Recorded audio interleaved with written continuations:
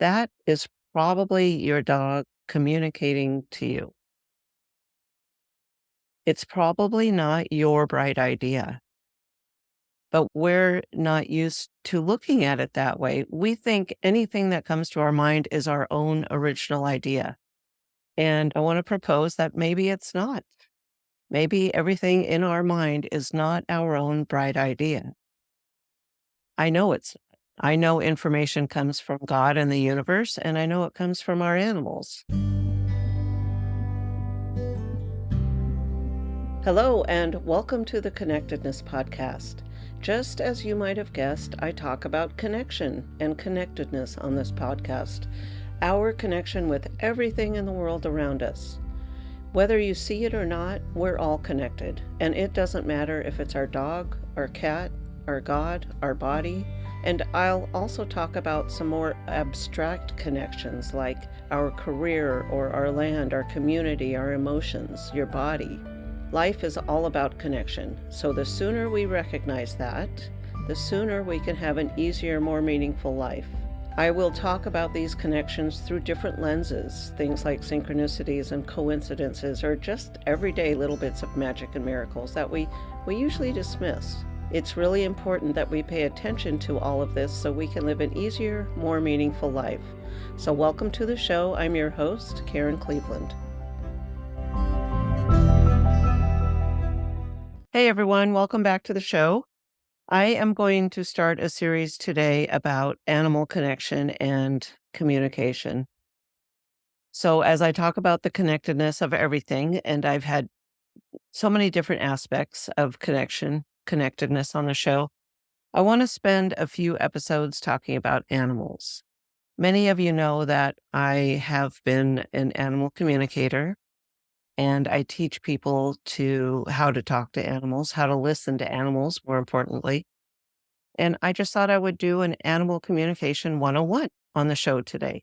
So, the very basics of how it works. And then future episodes will build on how it works, how you can do it, how we connect with wild animals, how we connect with domestic animals, our pets, whoever it is we want to.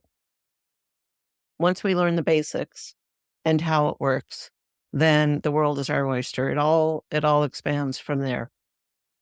So how does it work? Let me just start by saying everything is energy in the world. They can hook people up to functional MRIs and see that when people have thoughts, there's energy, the brain lights up. So everything, including our thoughts, is energy. And we have our own little energy fields. HeartMath Institute has proven that the energy of the heart actually extends beyond the body itself. And a lot of us already know that. So science is kind of catching up with us in some of this. So they've done the scientific studies. What do they call it? Well, the scientific method to make sure that it's accepted into the scientific world. Anyhow, so we have energy around us. We are energy and we have energetic fields around us. Things that are in our energetic field are things like our emotions, our feelings, our physical feelings, images that we're thinking about. There's all kinds of things that go through our energy system. And what happens when we're connecting with animals, and a lot of animal communicators explain this different ways, and I can't say I disagree with any of it. It's just how I explain it versus how they explain it, or how I do it versus how they do it. But we connect with each other's energetic field. So we're energy, the whole world is energy. We we are not alone. It's like one big energy web. Let me propose a couple ideas to you.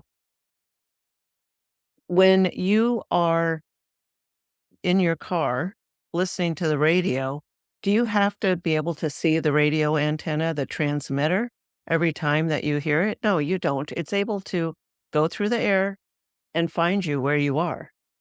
Same with the TV, pictures that are coming. You don't have to, I mean, cable these days is different, but you don't have to be able to see the TV station transmit the picture through the air. I mean, how do they transmit a picture through the air? Same with cable. How do they transmit a picture through there? I don't know. It's beyond me. But I do know it's possible, and I do know we pick up on it. We can pick up on it. And this is how animals have been communicating ever since day one. And we're animals. We are animals. We have the same energy receptor system that we can also pick up on that stuff. The thing that we have that most of the non-human animals don't have is the ability to question the information we're getting and to doubt that it's coming from a source outside of ourselves. So many times when I'm in a client session, people I will tell them something from the animal and they will say, "Oh yeah, that I thought so," or "Yeah, I knew that." They already have all the information. They've already received all the information, but they didn't trust themselves that it was the right or correct information. So, a lot of learning to communicate and connect with animals is about trusting information is coming from outside of us. Maybe, let me give you an example. So, maybe you have a dog and you're sitting in your living room in a chair on a couch. You're just comfortable and it's just kind of a lazy day. You don't have a lot going on in your mind and you're kind of laying there. Maybe you're flipping through a magazine and you get this bright idea. It's like, oh, I think it's a good time to take the dog for a walk.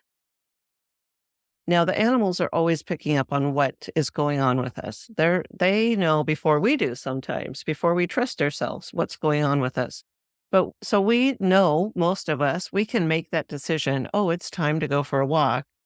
And if we look at the dog is probably going to look at us and say, "Oh, what?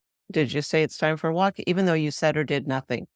Absolutely, once you start getting up, get your shoes on, get the leash, that kind of stuff, of course they know. But I'm talking about before you actually make a move. But let's go back a minute before that even. When you have that thought, maybe it's a good time to go for a walk. That is probably your dog communicating to you.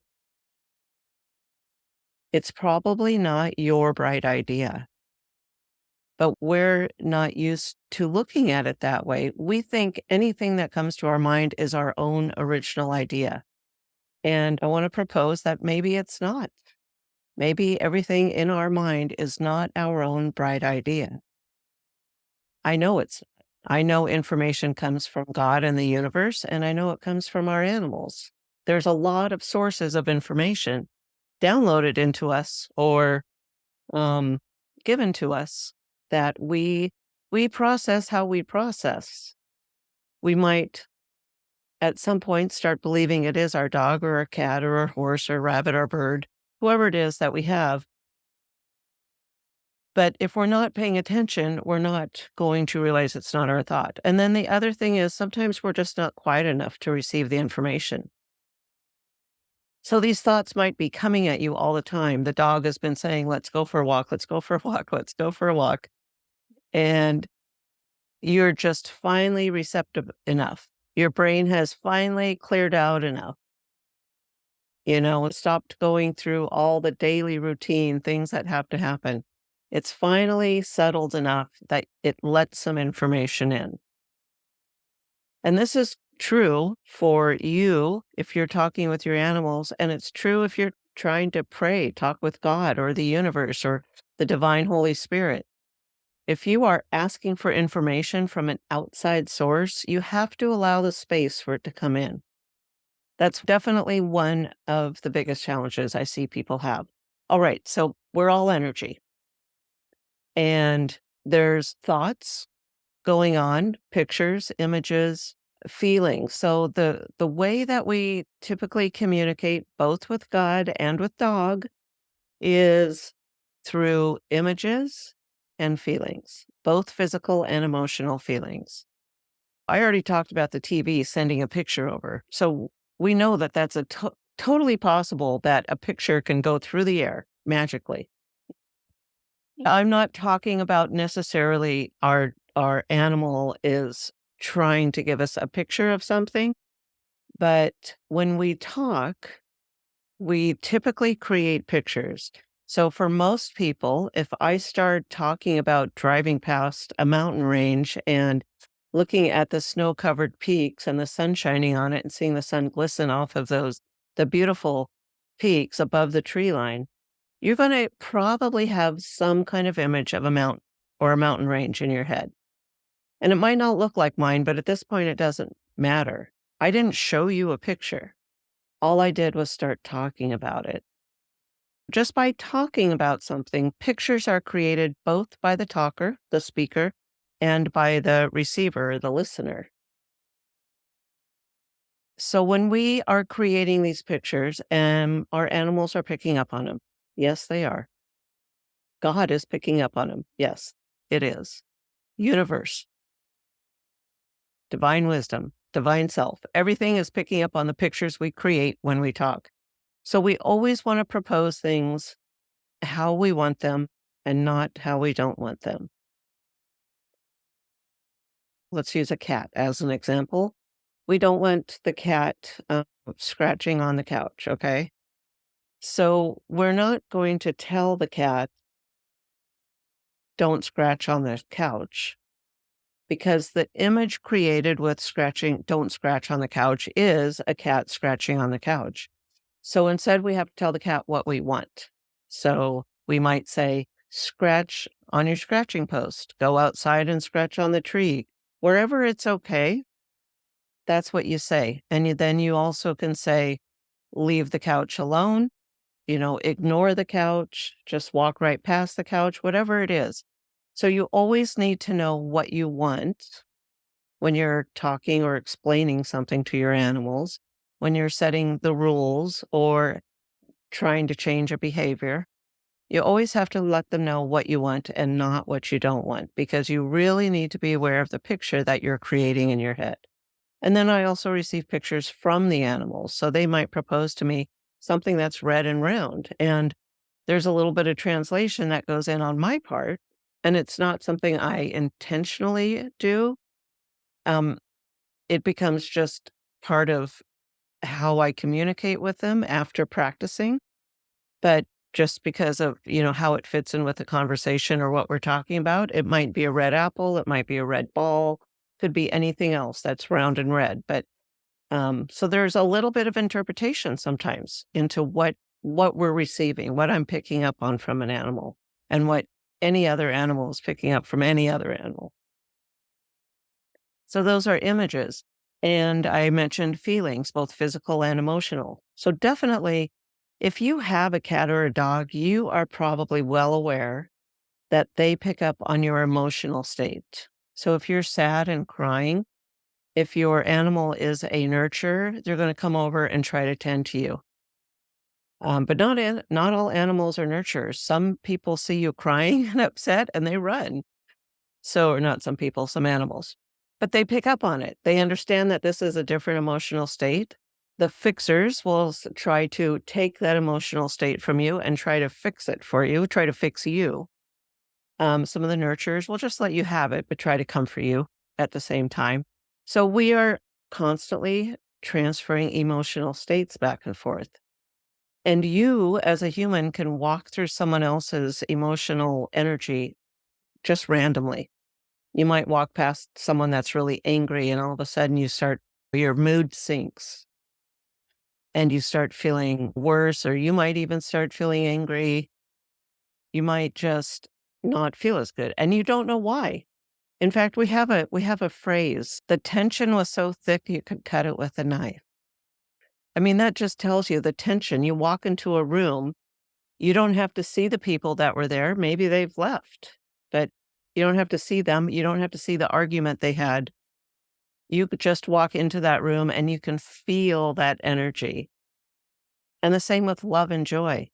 You can walk into a room or you can walk past people that have been laughing or hugging and kissing, and they're super happy and your mood is lifted. And maybe you don't know why, but all of a sudden your mood is lifted. So if you notice sometime after you pass a person or you go into a room and your mood shifts, think maybe it's from an outside, emotional state, someone's emotions that are not yours, but because we're human beings and we pick up on this, it's built into us to be in tune with other people's status, physically as well.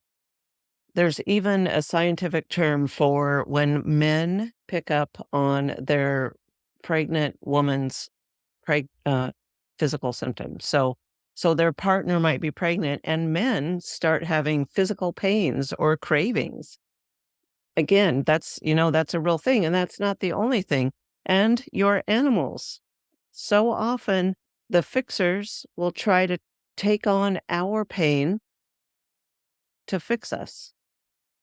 That's not unusual at all. You've probably heard at least one story where the animal, the cat or dog, got the same disease that the person had. Not unusual at all. And it can work in reverse as well. So I, as an animal communicator that's intentionally trying to figure this out, I can pick up on the pain and discomfort of an animal when I connect with them. So that is basically how animal communication works. That's the how of it. We transfer information back and forth to each other through this energetic field. And it's images, it's feelings, sometimes it's words, sometimes there are specific words. Not as often as the other things, because the animals, even the ones that live in our house with us, they don't know language that well. Certainly, some of them learn words, especially when it's, toy and dinner and ride and walk and all that kind of stuff and sit and stand or lay or whatever. But as far as having a conversation in the English language or any language, they're not so good. I do get words sometimes from animals that are phrases they hear all the time, like, I'm a good girl, or, love me some Paco, which was something very specific a dog told me one time. And there's been several things, several actual phrases, but generally it's images and it's feelings. And I want to let you know about a book, and there's also some videos online by Rupert Sheldrake, who does a lot of experiments with all this kind of stuff. He has a book called Dogs Who Know When Their Owners Are Coming Home, and there's videos, and they put time stamps and cameras on the dog and on the person. And when the person makes a decision to come home from work, from vacation, from shopping, from lunch, anywhere, the dog knows and begins the coming home behavior. So whatever they do, they start the behavior for the person to come home. And it doesn't matter when or where the person decides this or what way they're going to travel home. So often the dog knows because they are connected to us. There's no amount of distance that is too far. Energy has no boundaries. And when we are connected energetically by focusing on these other people or animals, then there's no boundary, there's no distance limitation. So that's an interesting video and book if you want to check that out. Now, in future episodes, I want to talk a little bit more about how we connect with an animal, both wildlife, because it's a fantastic and very different experience to connect with a wild elephant than it is with your dog. Both are fantastic and awesome, and they both have wisdom in it, lessons to be learned, but they feel different. There's a lot that's different. So come back for future episodes, and I look forward to talking about animal connection and communication later. Bye-bye.